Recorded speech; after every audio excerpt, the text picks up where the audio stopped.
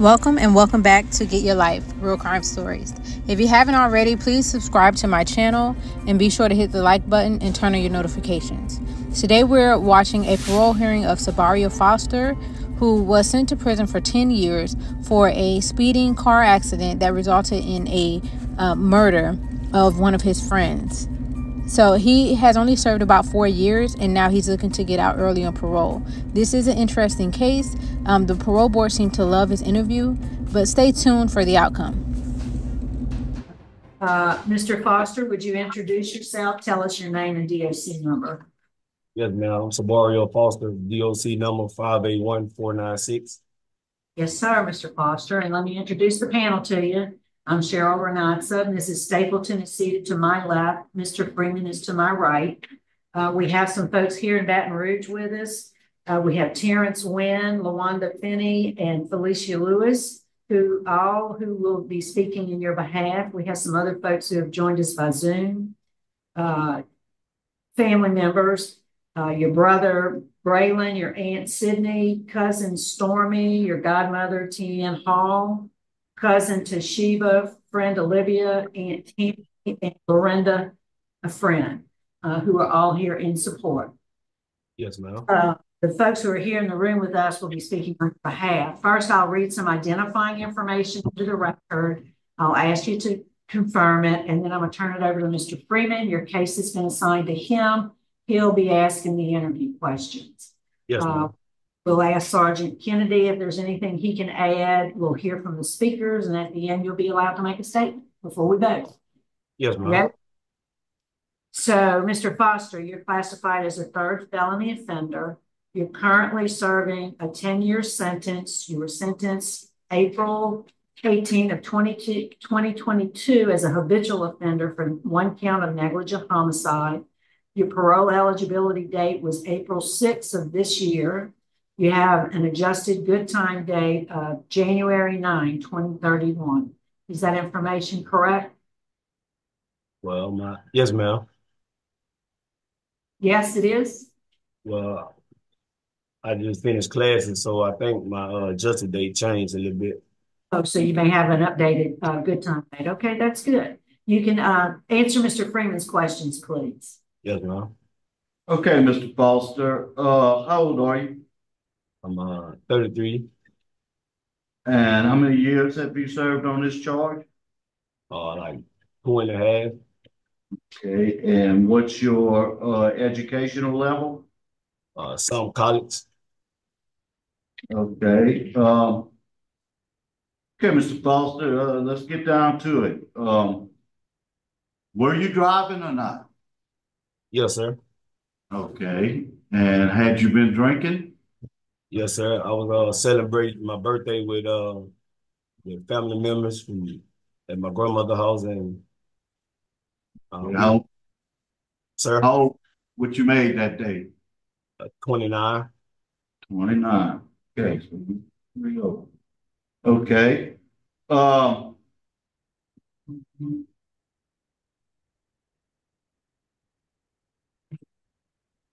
Okay, you had another passenger with you, a Mr. Taylor. Yes, sir. Okay, was he injured? Yes, sir. Okay. But you were just nervous when they first stopped you? Because I see where at first you said, no, I wasn't driving, he was. No, actually I had hit my head. Mm-hmm. And I didn't really understand none of the questions they was asking me. What would you say to the victim's family if you had a chance to talk to them? To the Pierre family, I accept full accountability for my actions because no one deserved to bury a child. Because I watched my mother suffer from the pain and the hurt of losing two of my brothers, and I witnessed the pain that she go through every day. And I pray every day for their strength, healing, and forgiveness. And I hold myself accountability because Miss Pierre wasn't just a victim; she was a friend, a classmate. And during school football season, she supported me. To know that I was involved in her loss, it really hurted me. still hurts me to today. Okay. You've been on probation a few times. What happened? I see you got revoked. Well, back in 2011, I was on probation. I was under the influence when I got out on probation that once I paid my money, I was done sinning. But you got arrested for something while on probation? Yes, sir. All right. Looking at the law enforcement, the judge is opposed. Uh, this attorney is strongly opposed. He says you have demonstrated a continuing danger to the community, and our office believes he is highly likely to reoffend based on the totality of this case. So the DA is strongly opposed. James E. Stewart. Sheriff Prater was the sheriff at the time. His chief deputy was opposed. Chief Wayne Smith is opposed. There's nothing you can do about this. Your family, LaWanda, Finney, Felicia Foster, and Ann Hall, they're all very much in favor of you coming home. When we contacted the victim, they didn't want to make a formal statement. They said they're going to leave it up to the powers that be to make the decision. So they've kind of left it up to us. What about all this speed? I mean, this bothers me. I looked at your rap sheet and you have 10 traffic offenses. Why you like to drive fast? Well, some of them come from being when I was a little younger, but that night, then the night of the accident, well, I was just in the car with my uncle, we didn't have any alcohol in the car, but we were just on the way back to my grandmother's house and we would listen to music. And before you know it, I didn't even notice I was at that high rate of speed. And you was at 100, huh? 99. Yes, sir. 99. Is this a freeway or interstate or just a road? This is like a road. All right. Where are you gonna stay? Me and my wife own a family home that we share with our kids. Yeah. How many kids do you have? All together, we have a total of 5. Okay. Do they come visit you? You still have contact with them? Yes, sir. I have a 2-year-old that I haven't even got the hold. And when I'm on the phone talking with the other kids and I tell them I love them, she's about to be 2 and she tell me, "Love you too, Dad." And I ain't even got to hold her yet. Yeah, that's a bad thing. And what about your sobriety plan? What are you gonna do to stay sober? Well, for me being incarcerated, I don't want to drink again because like before I was incarcerated, I had my life together. Sure. Where were you working when you got incarcerated? I have a I have I have a I have a class ACDL. I was working at CNC Oilfield Services. Right, okay, I saw that. Are you still working out there? Are you in work release? No, sir. But I talk to them every Yeah, other week. And veteran file. they waiting on me. They're waiting on you. Okay, I have no further questions. Sir, the classes that you've attended while you've been incarcerated, what are some of them that you went to? I took understanding and reducing anger feelings, anger management. I took living in balance 1, living in balance 2. I took cage rage, and I'm also enrolled in thinking for a change at the moment. So you wrote a victim accountability letter? Did you? Or no? Yes, ma'am. You did? That's a good thing to do. And you said Miss Pierre was a friend from school? Yes, ma'am. We was classmates. They were classmates? How did the wreck occur? You said you were on a road. Was it like a 2-lane road or something like that? And you traveled 100 miles, well, 99 miles an hour? Well, it's a 4-lane road. Okay. You just lost control of your vehicle and hit her? Is that what happened? No, man. Well, she actually turned in front of me. She turned in front of you? Yes, ma'am.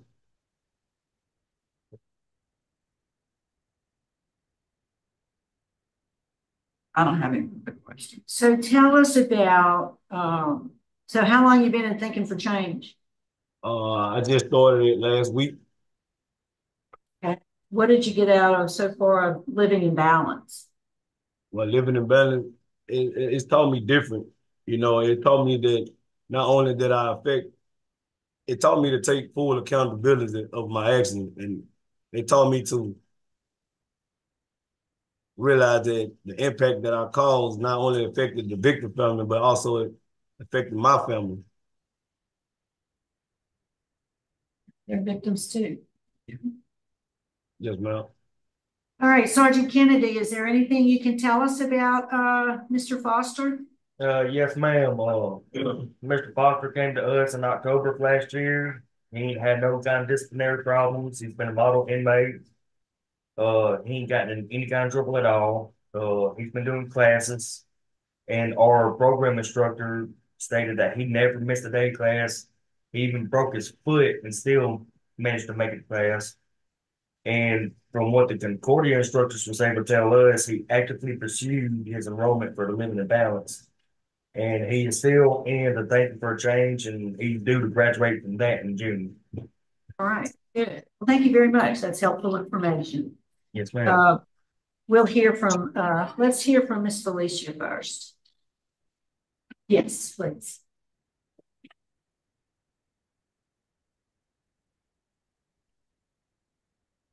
Members of the parole board, I just want to take the time to thank you for the opportunity that you giving my husband.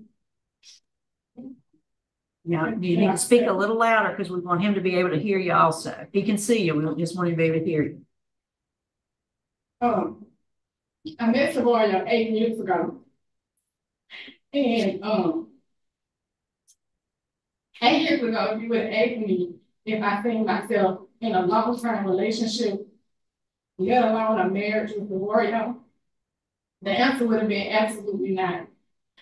Savoria's past and everything that I've heard about him and his past history, he just wasn't the type of guy that I would see myself with. But one thing about my husband, he is very consistent. Consistency is always key. He was so consistent that I was curious. I was curious to know, like, what are your intentions? What are your goals? I'll never forget the day that I decided to have a conversation with him because I'm the type of person that if I see that you're trying, I want to help you. So I'll never forget the day we had a conversation and after we sat down at dinner and I asked him, said, what are your goals? What are your intentions? Where do you see yourself 2 or 3 years from now? I never forget he told me, yes, I have a past, but I want to be a changed man. I want to build my relationship with God. I want to be better. I'll be honest, I didn't believe a word he was saying. I said, so where do you see yourself 2 or 3 years from today? He said, well, I'm praying and I've been manifesting. And that really, to hear him say that, it caught my eye. I was like, okay, you can manifest. You don't hear it usually from a guy. I haven't heard any guy that I've ever dated that they've been praying and manifesting. And I'm a woman of God, so it really just, it tricked me. And I definitely told him 12 things that he was manifesting, but 6 of those 12 things stood out to me. He said, I want to go back to school. I want to work in my career. I want to start a career. I want to get married. I want to purchase a home. I want to purchase a car. And I want to start a family. My husband, I can stand here today and I can say that I am so proud of him.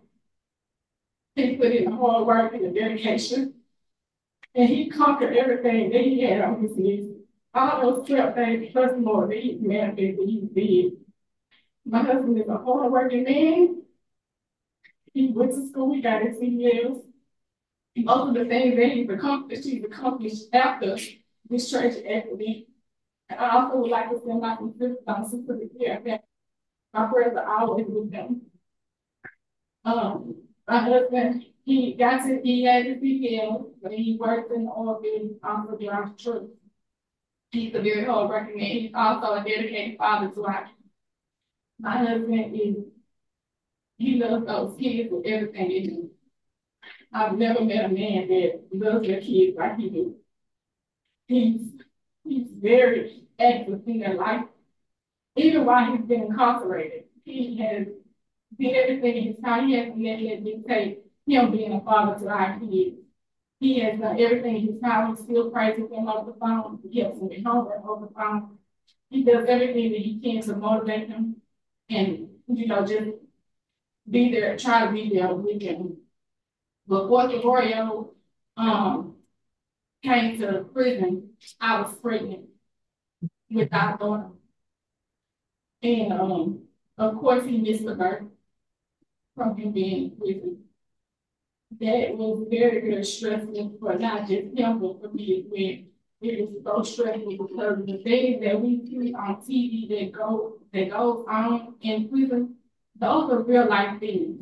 Can you wrap it up for us, Ms. Felicia? I'm sorry, we're just on a time schedule. Yes, ma'am. So those are real life things that happen in jail. And my husband would call me, he would tell me about, he's seen someone get stabbed 20 times, he's seen someone overdose on synthetic drugs, and there's nothing that I could do besides pray with him on a 15-minute phone call. And that was so stressful for me during that time while I was pregnant. It was so stressful to the point I almost lost our daughter. But glory to God, she's here today. She's healthy, she's smart, and she's so deserving of this opportunity to have her father at home. I just would like to say to the board today that 8 years ago, I took a chance on Saborio, on my husband, and that was the best decision that I could have ever made in my life. I'd just like to ask the board today to please speak in your hearts, to take a chance on him and giving him this opportunity to complete the rest of his benefit home with his family. My daughter turns 2 in July, and this will be the best birthday gift that any child could ever ask for to have a day celebrate with him. Thank you. Ms. Jenny?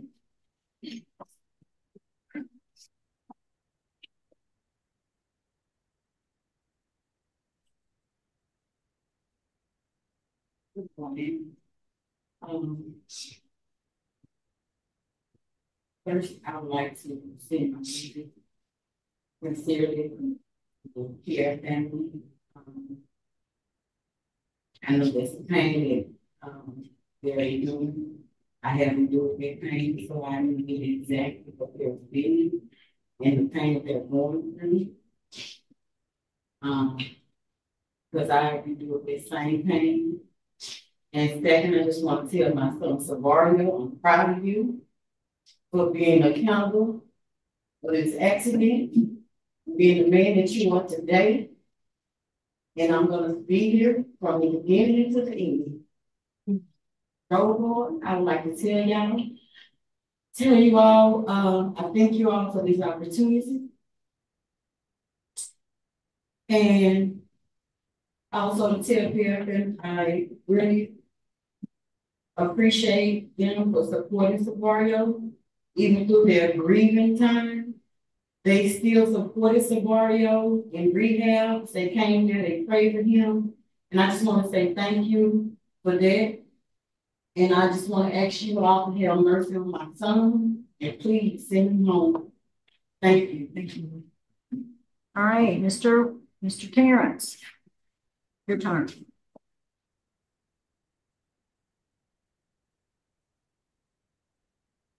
Thank y'all for this opportunity. I want to say, as an executive director of Pikes, that we support Savario. He's displayed everything that a person that's incarcerated is supposed to display when someone has lost their life. And the family of the deceased has shown that they don't hold anything against him. But Sabario has pivoted from this tragedy.